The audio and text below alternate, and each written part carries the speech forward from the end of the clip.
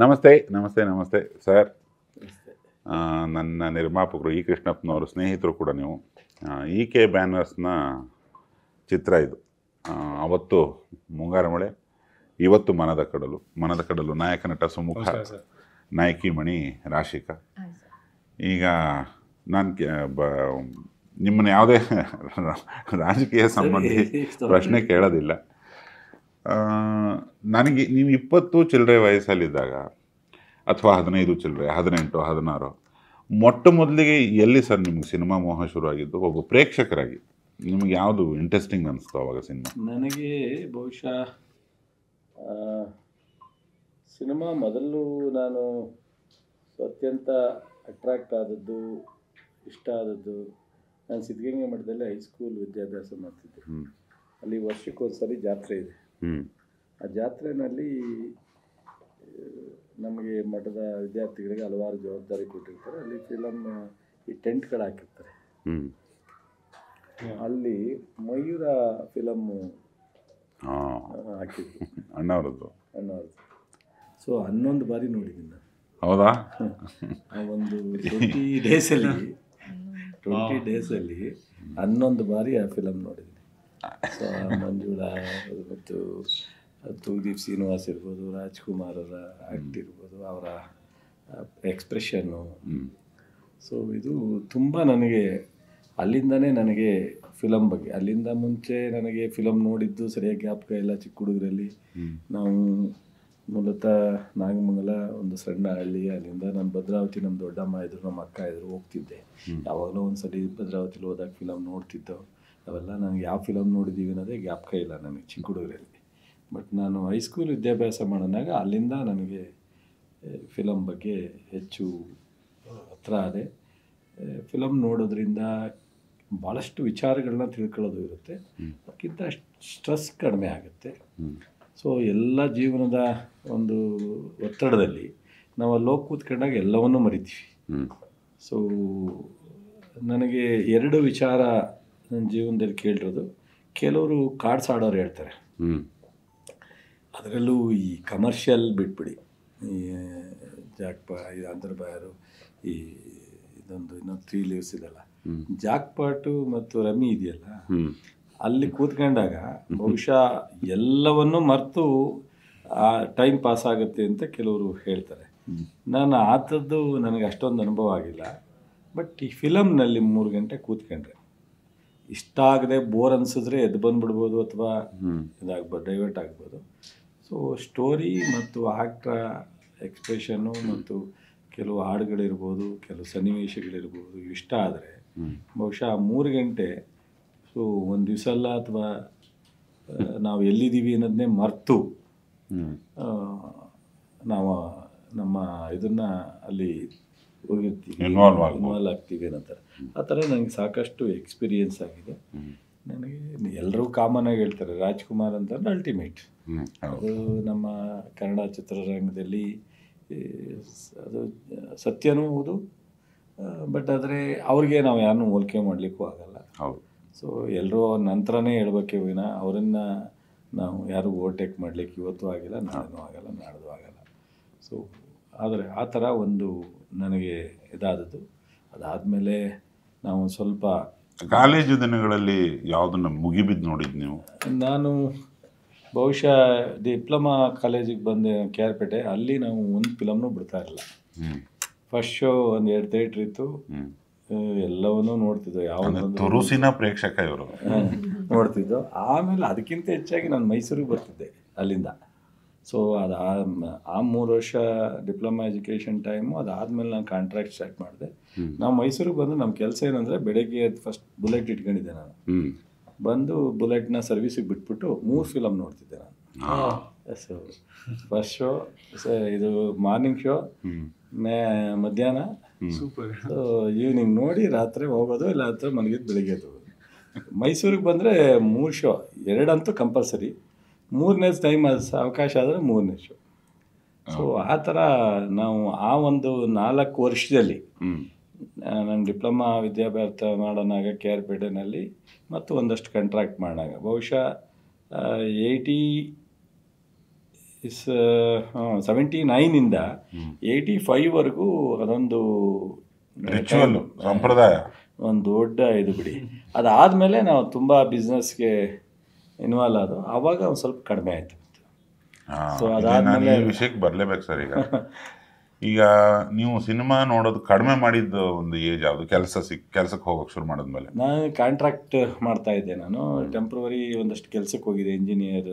So daily wages ಅಂತ ತಗೊಳ್ಳೋರು ಅವಾಗ ಒಂದು 6 ತಿಂಗಳು 1 ವರ್ಷ ಕೆಲಸ ಮಾಡಿದೆ. ಹಾಗೇನೆ ಕಾಂಟ್ರಾಕ್ಟ್ ಕನ್ವರ್ಟ್ ಆದೆ ನಾನು. ಆ ಟೈಮ್ನಲ್ಲಿ ಒಂದು ಸ್ವಲ್ಪ ನಮಗೆ ಬದುಕು ಕಟ್ಕೋಬೇಕಲ್ಲ, ಆಗ ನಾವು ಹುಡುಗಾಟನೇ ಮಾಡೋಕ್ಕಾಗಲ್ಲ. ಆಗ ಒಂದು ಸ್ವಲ್ಪ ನಮ್ಮ ಟೈಮು ಓಡಾಟ ಇದೆಲ್ಲ. ಈ ಬದುಕು ಕಟ್ಕೊಂಡು ತಾಳಿ ಕಟ್ಟಿದ್ರೆ ತಾಳಿ ಕಟ್ಬಿಟ್ಟು ಬದುಕು ಕಟ್ಕೊಂಡು ತಾಳಿ ಕಟ್ತೀವಿ ಪ್ರಿಪೇರ್ಡ್ ಆಗಿ. ಅವರು ಸಿನಿಮಾ ಪ್ರೇಮಿಗಳ? ಅವರು ಸಿನಿಮಾ ಪ್ರೇಮಿಗಳು. ನಾವು ಅದಾದಮೇಲೆ ಮದುವೆ ಆದಮೇಲೆ ನಾನು ಮೈಸೂರಿಗೆ ಶಿಫ್ಟ್ ಆದೆ ಫ್ಯಾಮಿಲಿ. ನಾವು KR ಪೇಟೆ, ಆಮೇಲೆ ಚಂದ್ರಾಪಟ್ಟಣದಲ್ಲಿ ಒಂದಷ್ಟು ವರ್ಷ ಇದ್ದು. ಅಲ್ಲಿಂದ ನನ್ನ ಬ್ರದರು ನಾವೆಲ್ಲ ಇಲ್ಲಿಗೆ ಮೈಸೂರಿಗೆ ಶಿಫ್ಟ್ ಆದ. ಈ ಸಕುಟುಂಬ ಪರಿವಾರ ಸಮೇತರಾಗಿ ನೋಡಿದ ಸಿನಿಮಾ ಯಾವುದು? ಸೊ ನನಗೆ ಕರೆಕ್ಟ್ ಜ್ಞಾಪಕ ಇಲ್ಲ. ನಾನು ಹೇಳಿದ್ನಲ್ಲ, ಒಂದು ಬಾಂಬೆಲಿ ಹೋಗಿ ತುಂಬ ಇದಾಗಿ ನನಗೆ ನೆನೆಸುವಂಥ ಫಿಲಮ್ ಏಕ್ ದುಜೆ ಕೇಳಿಯೇ. ಅದೊಂದು ಭಾಳ ಅಚ್ಚುಮೆಚ್ಚಿನ ನನಗೆ ಹಿಂದಿ ಫಿಲಮ್ನಲ್ಲಿ. ನಾನು ಚಿಕ್ಕ ಏಜಲ್ಲಿ ನೋಡಿ ನನಗೆ ಕಮಲ್ ಹಾಸನ್ ಫಿಲಮ್ಮು. ಸೊ ಇಲ್ಲಿ ವಿಷ್ಣುವರ್ಧನ್ ಫಿಲಮ್ಮು, ಈ ನಮಗೆ ಇದಿದೆಯಲ್ಲ ಯಾವುದೋ ಒಂದು ಸುವಾಸಿನಿ, ಮುತ್ತಿನ ಬಂಧನ ಫಿಲಮ್ಮು, ಇವೆಲ್ಲ ರಾಜ್ಕುಮಾರ್ ಅಂತ. ಸೊ ಅದಂತೂ ತುಂಬ, ಅದನ್ನು ಫ್ರೀಕ್ವೆಂಟ್ಲಿ ನೋಡಿದ್ದೀನಿ ಇದನ್ನು. ಸೊ ಈ ಥರದ್ದು ಸುಮಾರು ಫಿಲಮ್ಮು, ಜೈ ಜಗದೀಶ್ ಒಂದು 2-3 ಫಿಲಮ್ಗಳು, ಶಂಕರ್ ನಾಗ್ ಫಿಲಮ್ಗಳು. ಸೊ ಇವೆಲ್ಲ ಹಾಗಾಗಿ ನನಗೆ ಸಾಕಷ್ಟು ಫಿಲಮ್ ನೋಡಿದ್ದೀನಿ. ಇಲ್ಲಿ ಮೈಸೂರಿಗೆ ಶಿಫ್ಟ್ ಆದಾಗ ನನಗೆ ಒಂಥರ ಅದು ಕಾಂಟ್ರಾಕ್ಟ್ ಮಾಡ್ತಿದ್ದೆ. ಆಮೇಲೆ ರಾಜಕೀಯಕ್ಕೆ ಹೋದಾಗ ನನಗೆ ತಾಲೂಕು ಬಂದು ನಾಗಮಂಗಲ, ಸ್ಟೇಟ್ಲೇ ಬೆಂಗಳೂರಿನಲ್ಲಿ. ಮೈಸೂರಂದರೆ ರೆಸ್ಟಿಗೆ ಬರೋದು. ನಾನು ಇವೆರಡೂ ನೋಡ್ಕೊಂಡು ಇಲ್ಲಿಗೆ ಬಂದರೆ 1 ದಿವಸನ 2 ದಿವಸನ ಇದ್ದರೆ ಅವಾಗ ನನಗೇನು ಕೆಲಸ ಇರ್ತಿರಲಿಲ್ಲ. ಇಲ್ಲಿ ಯಾರೂ ಡಿಸ್ಟರ್ಬು ಮಾಡ್ತಿರಲಿಲ್ಲ. ನಿದ್ದೆ ಮಾಡೋದು, ಅದು ಬಿಟ್ಟರೆ ಫಿಲಮ್ ನೋಡೋದು. ಸೊ ನನಗೆ ಫ್ಯಾಮಿಲಿ ಖುಷಿ ಆಗುತ್ತೆ ಅಂದರೆ ಸರ್, ಒಬ್ಬ ನೀವು ಮಂತ್ರಿವರ್ಯರು, ನಿಮ್ಮ ಸಮಾಜದಲ್ಲಿ ಏನೇ ಇರಬಹುದು, ಒಬ್ಬ ಕನ್ನಡ ಪ್ರೇಕ್ಷಕಾಗಿ ಮಾತಾಡಿದ್ರಲ್ಲ, ಅದು ನಮ್ಮ ಇಡೀ ತಂಡಕ್ಕೆ ಭಯಂಕರ ಖುಷಿ ಕೊಡೋ ಸಮಯ. ಯಾಕಂದರೆ ಈಗ ನೀವೊಂದು 30-35 ಸಂಸಾರ, ಜವಾಬ್ದಾರಿ, ರಾಜಕಾರಣ, ವ್ಯಾಪಾರ ಅಂತ ಮುಂದುವರೆದ ಮೇಲೆ, ಕೆಲಸ ಜಾಸ್ತಿ ಆದಮೇಲೆ ಸಿನಿಮಾ ನೋಡೋದು ಬಿಟ್ಟಿರ್ತೀರಿ. 40 ಕಡಿಮೆ ಆಗಿರುತ್ತೆ.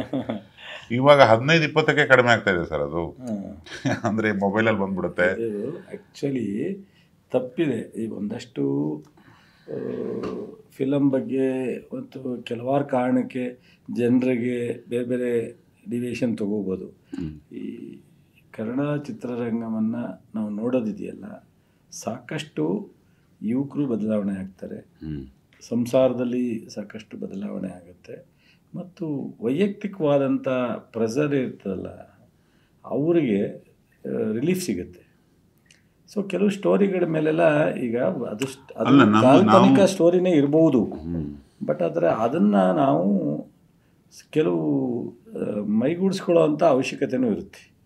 ಅಲ್ಲಲ್ಲ, ನಾನು ಹೇಳ್ತಿರೋದು ಒಂದು 20 ಚಿಲ್ಲರೆ ವಯಸ್ಸಿಗೆ ಮಾರ್ನಿಂಗ್ ಶೋ ನೋಡಿ, ಮ್ಯಾಟ್ನಿ ನೋಡಿ, ಈವ್ನಿಂಗ್ ಶೋ ನೋಡೋ ಅಂಥ ಒಂದು ರೊಚ್ಚಿತ್ತಲ್ಲ, ಅದು ಈಗ ಕಡಿಮೆ ಆಗಿದೆ ಅಂತ. ಆ ರೊಚ್ಚು ಎಲ್ಲ ಕಡೆ ಡಿವೈಡ್. ಮೊಬೈಲ್ಗಳಲ್ಲಿ ನೋಡ್ಕೋತಾರೆ, TV ಇತ್ಯಾದಿ ಇತ್ಯಾದಿ ಏನೇ ಬಂದ್ರೂ ಅದನ್ನು ಮತ್ತೆ ಶುರು ಮಾಡಿಸ್ಬೇಕು ಸರ್ ನಾವೀಗ. ಹೌದು, ಈಗ ನೀವು ಅದಕ್ಕೋಸ್ಕರ ನೀವು ಈಗ ನಮಗೆ ನಮ್ಮ ತಂಡಕ್ಕೆ ಮಾತು ಕೊಡಬೇಕು, ಸಿನಿಮಾ ನೋಡ್ತೀನಿ ಅಂತ. ಮೇಡಮ್ ಅವ್ರ ಜೊತೆ ನೋಡಬೇಕು. ಮಗಡ ಏನು ನಾಯಕ ನಟ. ನೀವು ನಮಗೆ ಮಾರ್ಚ್ 28 ನೀವು ನಮ್ಮ ನಿರ್ಮಾಪಕರ ಸ್ನೇಹಿತರು ಕೂಡ ತುಂಬ ಅಂದರೆ ತುಂಬ ಸಂತೋಷ ಆಗುತ್ತೆ ನನಗೆ. ಈ ಕೃಷ್ಣಪ್ಪನವರು ಒಂದು ರೀತಿ ಫ್ಯಾಮಿಲಿ ಮ್ಯಾನ್. ನನಗೆ ಫ್ರೆಂಡು, ಸ್ನೇಹಿತರು ಅಥವಾ ಲೀಡ್ರ್ ಅನ್ನೋದಕ್ಕಿಂತ ಹೆಚ್ಚಾಗಿ ನನಗೆ ಅತ್ಯಂತ ಭಾಳ ನಮ್ಮ ಅಣ್ಣ ಲಕ್ಷ್ಮೀಕಾಂತ್ ಇದ್ದಾರೆ, ಅವರು ನಾನು ಎಲ್ಲ ನಮ್ಮ ಫ್ಯಾಮಿಲಿ ಒಂಥರ ಫ್ಯಾಮಿಲಿ ಇದ್ದಂಗೆ. ಅವ್ರ ಬಗ್ಗೆ ತುಂಬ ನನಗೆ ವಿಶ್ವಾಸ ಇದೆ. ಸೊ ಒಂದೇ ಕಡೆ ಕೆಲಸ ರಾಜಕಾರಣ ಮಾಡಿದವರು ನಾವೆಲ್ಲ. ಸೊ ಈಗ ನಾನು ಬೇರೆ ಪಾರ್ಟಿಲಿದ್ದೀನಿ, ಅವ್ರು ಬೇರೆ ಪಾರ್ಟಿಲಿದ್ದಾರೆ. ಅವ್ರು ರಾಜಕಾರಣನೇ ಕಡಿಮೆ ಮಾಡ್ಕೊಂಡಿದ್ದಾರೆ. ಸೊ ಈ ಮುಂಗಾರು ಮಳೆ ತೆಗೆದ್ರಲ್ಲ ಅವರು, ಅದೊಂದು ಹಿಸ್ಟ್ರಿನೇ. ಸೊ ಇವತ್ತು ಸಹ ಈಗ ಮಯೂರನೇ ಹೇಳಿದೆ ಅಥವಾ ಇನ್ನೊಂದಷ್ಟು ಫಿಲಮ್ಗಳು ಅಂತ ಈ ಥರದ್ದೆಲ್ಲ ಫಿಲಮ್ಗಳೇನು ಬಂದು ಆ ಥರ ಈಗಿನ ಕಾಲದಲ್ಲೂ ಸಹ ಮುಂಗಾರು ಮಳೆ ಒಂದು ಇನ್ನೂವರೆಗೆ ಮುಂಗಾರು ಮಳೆ ಅಂತ ತಕ್ಷಣ ಹೌದಾ ಅನ್ನೋ ಒಂದು ಹೌದಲ್ವಾ ಅನ್ನೋ ಒಂದು ಬಹುಶಃ ಅದ್ರ ಬಗ್ಗೆ ಒಂದು ಎಕ್ಸ್ಪ್ರೆಷನ್ನು ಮಾತನಾಡ್ತಕ್ಕಂಥ ಇದಿದೆ. ಸೊ ಅದು ಏನೋ ಒಂದು ಅವ್ರು ಹೇಳ್ತಿದ್ರು, ನಾವು ಅಷ್ಟು ಸೀರಿಯಸ್ ಆಗಿ ಇದು ರೀಚ್ ಆಗುತ್ತೆ ಅಂತ ನಾವು ಅಂದ್ಕೊಂಡೇ ಇರಲಿಲ್ಲ. ಆದಮೇಲೆ ಗೊತ್ತಾಯಿತು ನಮಗೆ ಇಷ್ಟೊಂದು ದೊಡ್ಡ ಪ್ರಮಾಣಕ್ಕೆ ನಾವು ರೀಚ್ ಆಯಿತು ಅಂತೇಳಿ. ಅದು ಮುಂಗಾರು ಮಳೆ ಅತ್ಯಂತ ದೊಡ್ಡ ಒಂದು ಹೆಸರನ್ನ ಗಳಿಸ್ತು, ಜನಕ್ಕೆ ರೀಚ್ ಆಯಿತು, ಜನರನ್ನು ಸಹ ಎಂಜಾಯ್ ಮಾಡಿ. ಈಗ ಅದೇ ಆಗ್ಬೇಕು ಸರ್. ಅವತ್ತು ಮುಂಗಾರು ಮಳೆ, ಇವತ್ತು ಮನದ ಕಡಲು ಅಂತ ಈಗ ನಾವು ಕಡಲ ಬಗ್ಗೆನೂ ಸಹ ಅವರು ಅನೇಕ ದಿವಸ ಫಿಲಮ್ಮು ಪ್ರೊಡ್ಯೂಸ್ ಮಾಡೋದು ಬೇಡ ಅಂದ್ಕೊಂಡು ಏನೋ ಮಾಡಿ ಇದನ್ನು ಮಾಡಿದ್ದಾರೆ. ಬಹುಶಃ ನೀವು ಇದ್ದೀರಾ, ಅವರು ಆಸಕ್ತಿ ವಹಿಸಿದ್ದಾರೆ ಅಂದರೆ ಈ ಹೊಸ ಹುಡುಗರು ನಮ್ಮ ಹೀರೋಯಿನನ್ನು ಬಹುಶಃ ಮುಂದೆ ಸಕ್ಸಸ್ ಲೈನಲ್ಲಿ ಹೋಗುವಂಥ ಒಂದು ಮಟ್ಟಕ್ಕೆ ಕೃಷ್ಣಪ್ಪನವರು ನಿಮ್ಮಿಂದ ಇಬ್ಬರಿಗೂ ಈ ಒಂದು ಉದ್ಯಮಿ ಕೈ ಹಿಡಿಯುತ್ತೆ ಅಂತ ಅಂದ್ಕೊಂಡಿದ್ದೀನಿ ನಾನು. ಬಹುಶಃ ಈಗ ಅವನು ಬೆಳಗ್ಗೆಯಿಂದ ನಿಮ್ಮನ್ನು ಮಾತಾಡಿಸ್ಬೇಕು ಅಂತಿದ್ದಾನೆ. ಅವನು ಎಲ್ಲಿ ಕೂರ್ತಾನೆ ಸರ್, ಆಕೆ ಎಲ್ಲಿ ಕೂರ್ತಾರೆ. ನೀವು ನಿಮ್ಮ ರೊಚ್ಚನ್ನು ಇವತ್ತಿನ ಯುವಜನತೆಗೆ ಟ್ರಾನ್ಸ್ಫರ್ ಮಾಡಬೇಕು. ಸಿನಿಮಾ ನೋಡೋಂಗೆ ಮತ್ತೆ ನಿಮ್ಮಿಂದಾನೇ ಶುರುವಾಗಲಿ ಸರ್. ನೀವು 3 ಸತಿ ನೋಡಿದೆ ಅಂದ್ರಲ್ಲ, ಮನದ ಕಡಲನ್ನು 3 ಸತಿ ನೋಡಿದ್ರೆ we all will be thankful. ಬಾರೈಕ್.